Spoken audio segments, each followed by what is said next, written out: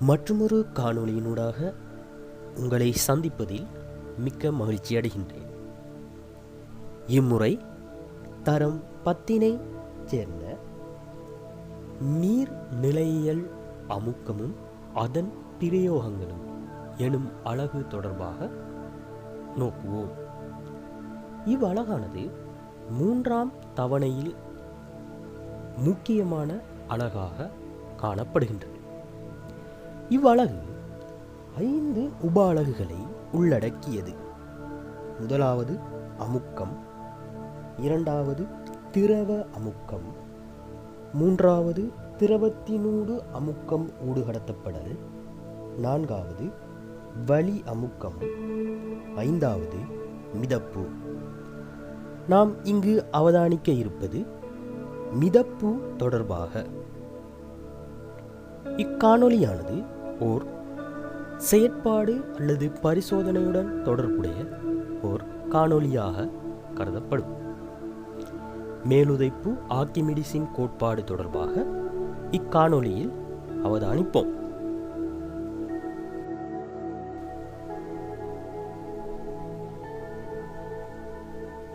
மிதப்பு. மிதப்பு என்றால் என்ன என அவதானிப்போம். ஒரு நீர் பாத்திரத்தினுள் கல்லை இடும்போது அது அமிழ்கிறது என்பதையும், பலகை துண்டு போன்ற ஒரு பொருளை இடும்போது அது நீரில் மிதக்கின்றது, சில பொருட்கள் அமிழ்வதற்கும் சில பொருட்கள் மிதப்பதற்கும் எவ்விஞ்ஞான கோட்பாடு செல்வாக்கு செலுத்துகின்றது என்பதை இவ் உப அலகில் அவதானிப்போம். அதாவது, ஒரு இரும்பாணியை நாம் நீரிற்குள் இட்டால் அவ்விரும்பாணி தாடும். அதே சமயம் பெரிய பாரங்களை ஏற்றிச் செல்லக்கூடிய கப்பல் கடலில் மிதக்கின்றது. இது எவ்வாறு? மேலுதைப்பு. ஒரு பலகை துண்டை நீர் மீது வைத்து இரு கைகளினாலும் அழுத்தி பிடித்திருக்கும் போது மேல் நோக்கி நீரினால் பிரயோகிக்கப்படும் ஒரு விசையை எமது கைகள் உணரும். அனைவரும் இலகுவாக அறிந்திருக்க வேண்டிய ஒரு விடயம், ஒரு நீர் நிரம்பிய பாத்திரத்தினுள் ஒரு குவளையை தலைகீழாக கவிழ்த்து நாம் உட்செலுத்தும் போது அக்குவளை மேல் நோக்கி வரக்கூடியதாக காணப்படும். அல்லது உருவில் காட்டப்பட்டவாறு ஒரு பந்து உள்நோக்கி செலுத்தப்படும் பொழுது அது மீண்டும் மேல் நோக்கி வரப்படுகின்றது. இதற்கான காரணம் என்ன? நீரினால் ஒரு விசை பிரயோகிக்கப்படுவதை நாம் உணர்கின்றோம்.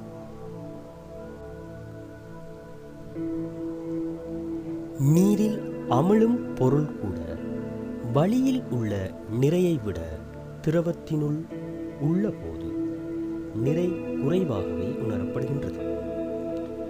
பொதுவாக அறிந்திருக்க வேண்டிய ஒரு விடயம்,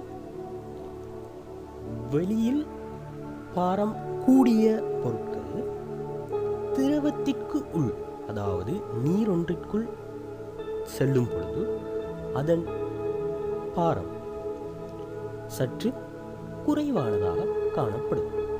இதற்காகவே பண்டைய காலங்களில் பெரிய மரக்குற்றிகள் போன்ற பாரம் கூடிய பொருட்களை ஓடும் நீரில் இட்டு அதன் மூலமாக அக்கறையில் காணப்படும் இடத்திற்கு இலகுவாக கொண்டு செல்வர். அதாவது, வளியில் பாரம் கூடுதலாக காணப்பட்டாலும் சில பொருட்கள் நீரினுள் அல்லது திரவத்தினுள், குறிப்பிட்ட ஒரு திரவத்தினுள் பாரம், அதாவது நிறை குறைவாகவே உணரப்படுகின்றது. மேலுதைப்பு என்றால் என்ன என அவதானியுங்கள். ஒரு பாய்மத்தின் மீது, பாய்மம் எனப்படுவது ஒரு திரவத்தினை குறிப்பிடலாம், ஏதாவது ஒரு திரவம். ஒரு பாய்மத்தின் மீது ஒரு விசையை பிரயோகிக்கும் போது அதற்கு எதிரான திசையில் பாய்மத்தினால் ஒரு விசை பிரயோகிக்கப்படுகிறது. இவ்விசையே மேலுதைப்பு விசை எனப்படும். அதாவது ஒரு பந்தினை நாம் நீரிற்குள் அமிழ்த்தும் பொழுது, அதாவது நீர் இங்கே பாய்மமாக கருதப்படுகிறது, அந்த பந்திற்கு நீரில் இருந்து ஒரு விசை பிரயோகிக்கப்படுகிறது. இவ்வாறான விசையை நாம் கூறுவது மேலுதைப்பு விசை. அதாவது அப்பந்திற்கு நாம் மேலிருந்து எமது விசையை கொடுத்து திற நீரிற்குள் உட்செலுத்துகின்றோம். மீண்டும் அப்பந்து மேல் நோக்கி வருகிறது. அப்பந்திற்கு நீரிலிருந்து ஒரு விசை கொடுக்கப்படுகிறது. இவ்விசை மேலுதைப்பு விசை எனப்படும். விசை தொடர்பாக கூடுதலான அறிவினை முதலாம் இரண்டாம் தவணைகளில் பெற்றிருப்பீர்கள் என நம்புகின்றேன். நியூட்டனின் விதிகள் தொடர்பாகவும் கற்றுள்ளீர்கள் என்பதனை அறிந்து அது தொடர்பாக ஓர் விளக்கத்தை உங்களுக்கு குறிப்பிடவில்லை. மேலுதைப்பு தொடர்பான தோற்றப்பாட்டை ஆர்க்கிமிடிஸ் எனும் விஞ்ஞானி முதலாக குறிப்பிட்டார். ஆர்க்கிமிடிஸின் தோற்றப்பாடு எவ்வாறு உண்மையானது என்பதனை செயல்முறை மூலமாக நாம் தற்பொழுது அவதானிக்க உள்ளோம். அதாவது ஆர்க்கிமிடிஸ் மேலுதைப்பு தொடர்பாக என்ன கூறினார், அவரது கோட்பாடு எவ்வாறு விஞ்ஞான ரீதியாக ஏற்றுக்கொள்ளப்பட்டது என்பது தொடர்பாக செயல்முறை ரீதியாக நாம் தற்பொழுது அவதானிப்போம். தேவையான பொருட்கள்: நீர் நிரம்பிய யுரேகா கிண்ணம், இரும்பு குற்றி, பித்தராசு, தாங்கி, வெற்று முகவை, இலத்திரனியல் தராசு, மேடை. முதலில் இரும்பு குற்றியை பித்தராசில் வைத்து வளியில் நிறுக்க வேண்டும். இதன்போது இரும்பு குற்றியின் நிறை வளியில் 8.5 நியூட்டன்.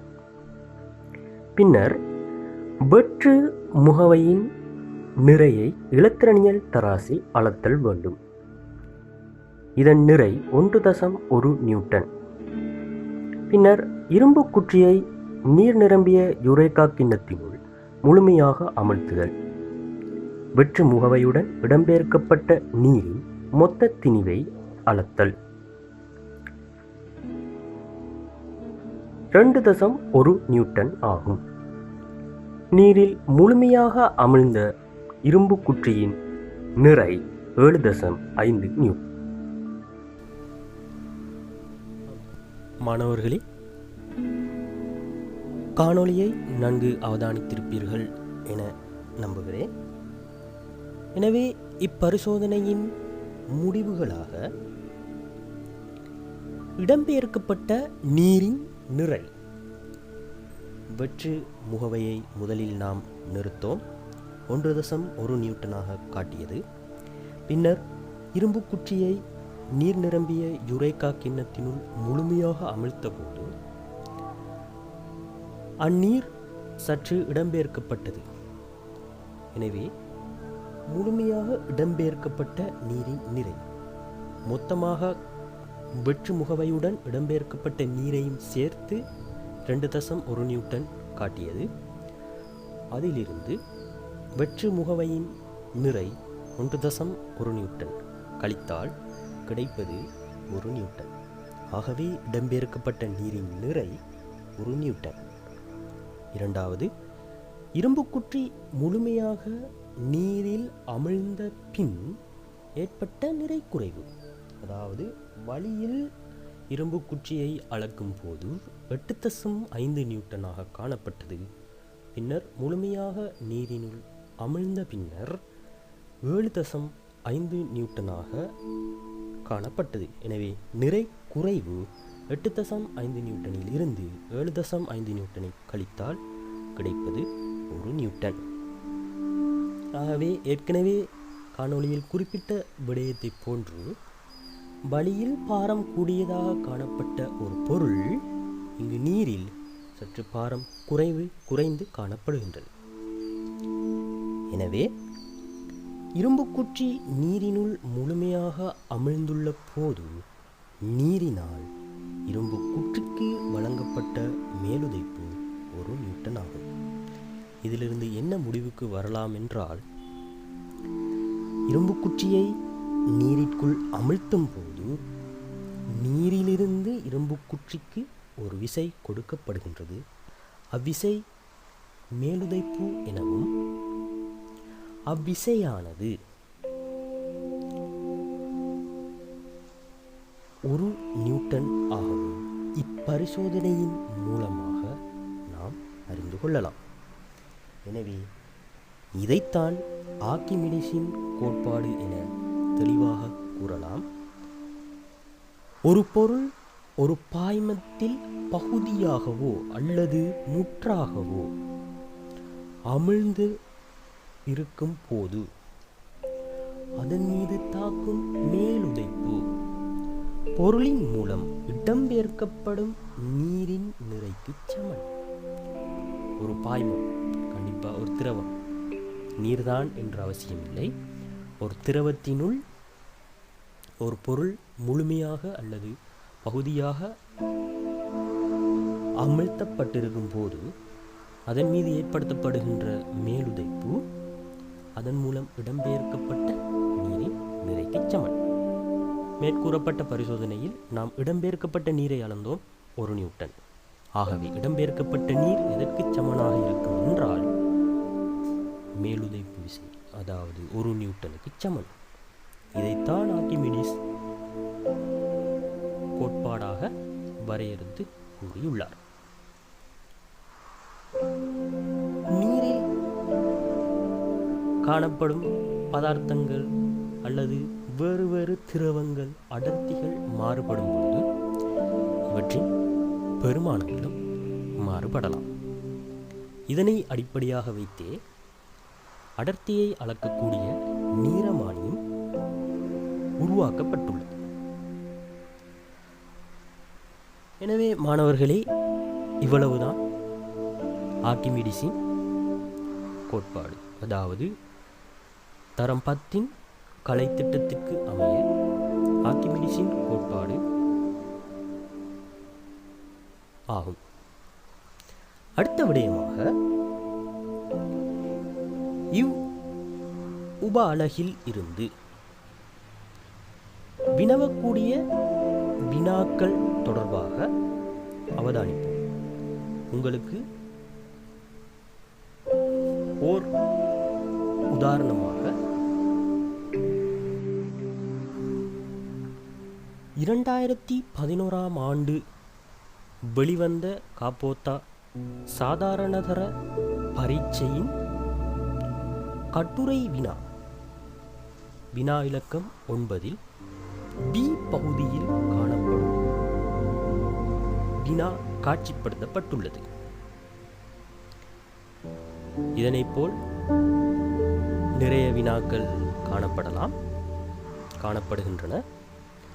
மாணவர்களே, எல்லா வினாக்களையும் இங்கு காட்சிப்படுத்த முடியாது. எனவே நீங்கள் தேடி கற்றுக்கொள்ளுங்கள். உங்களுக்காக 2011ஆம் ஆண்டு வந்த கட்டுரை வினாவின் வினாக்களையும் விடைகளையும் இக்காணொளியினூடாக நான் பதிவேற்றம் செய்கின்றேன். எனவே மாணவர்களே, அறிந்து கொள்ள வேண்டிய ஒரு விடயம்,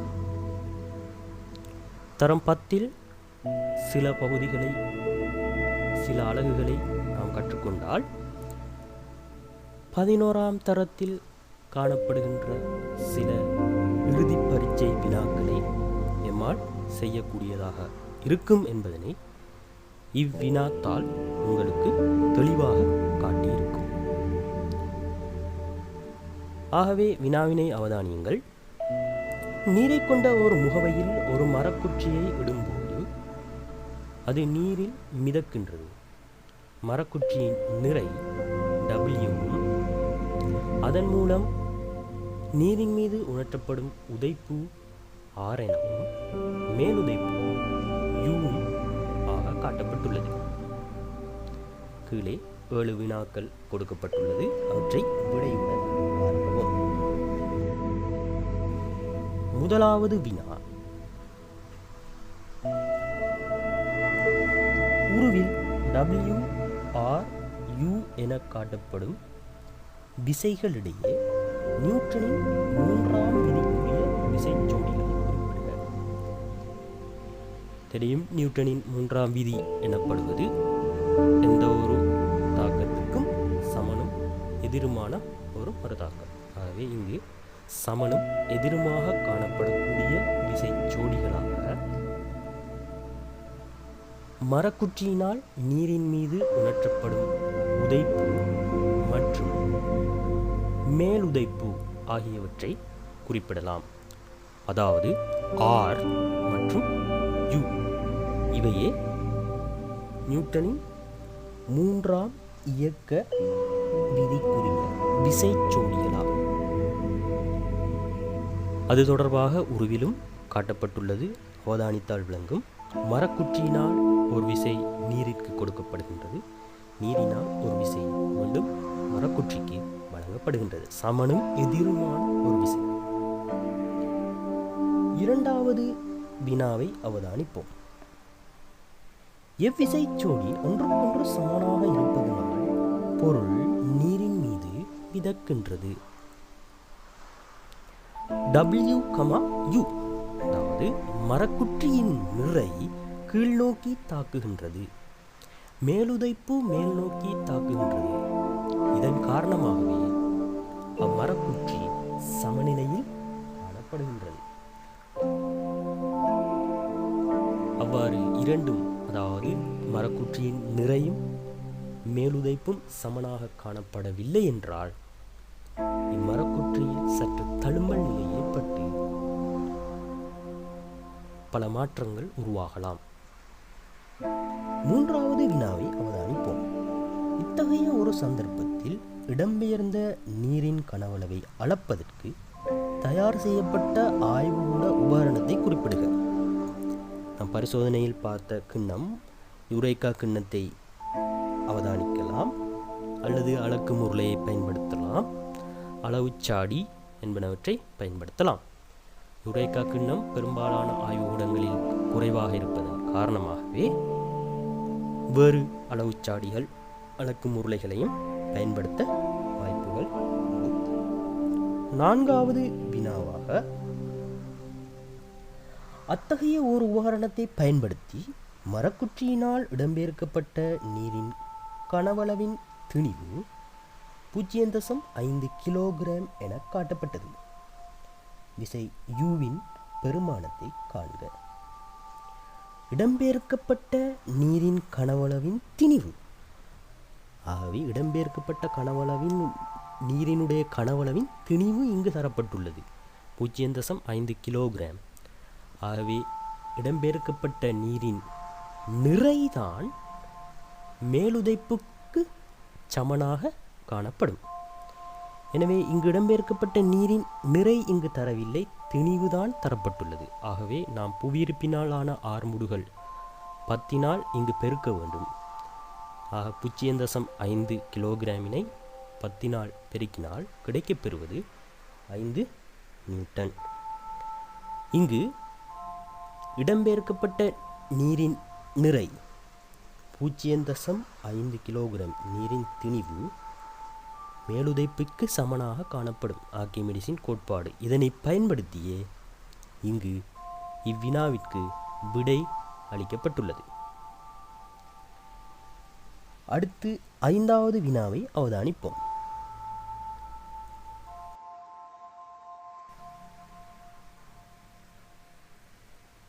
மேலே 4 பெருமானத்தை முடிவு செய்வதற்கு நீர் பயன்படுத்திய விதியை குறிப்பிடுக.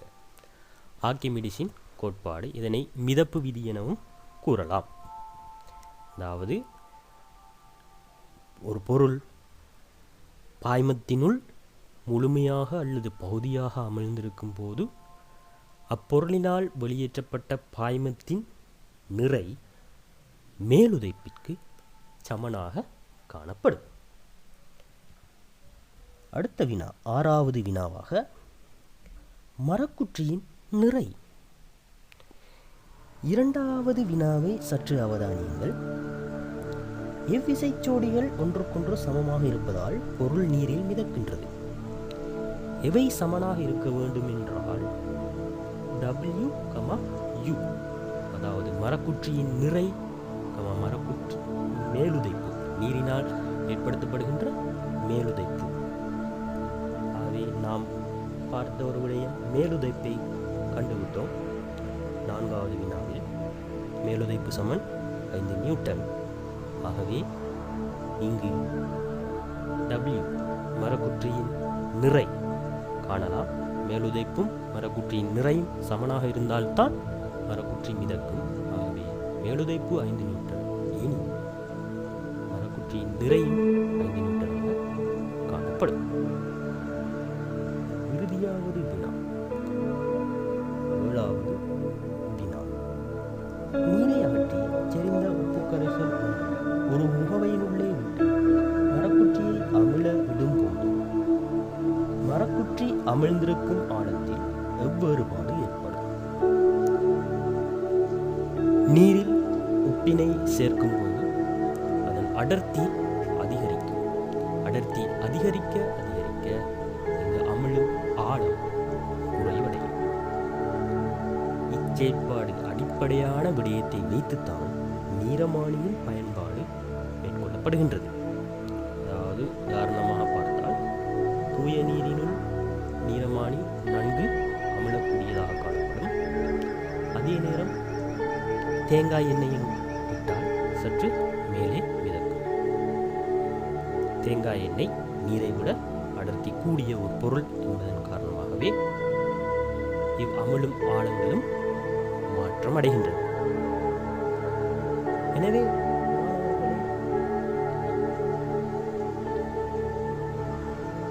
அன்றாட வாழ்விலும் ஆர்க்கிமிடிஸின் கோட்பாடு பயன்பட்டு கொண்டே வருகின்றது. உதாரணமாக நீரமானி பயன்பாடு மற்றும் கப்பல்கள் மிதத்தல் போன்றவற்றிற்கு ஆர்க்கிமிடிஸின் கோட்பாடு பயன்படுகின்றது.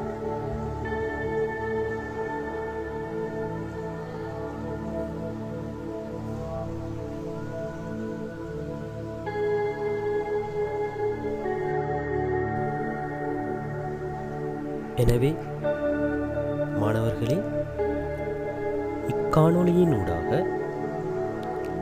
நீர்நிலையியல் அமுக்கம் தொடர்பான அலை, மிதப்பு, மேலுதைப்பு, ஆர்க்கிமிடிஸின் கோட்பாடு என்பன தொடர்பாக ஒரு பூரண தெளிவினை பெற்றிருப்பீர்கள் என நம்பி மற்றுமொரு காணொளியினூடாக உங்களை சந்திக்கும் வரை உங்களிடமிருந்து விடைபெறுகிறேன். நன்றி.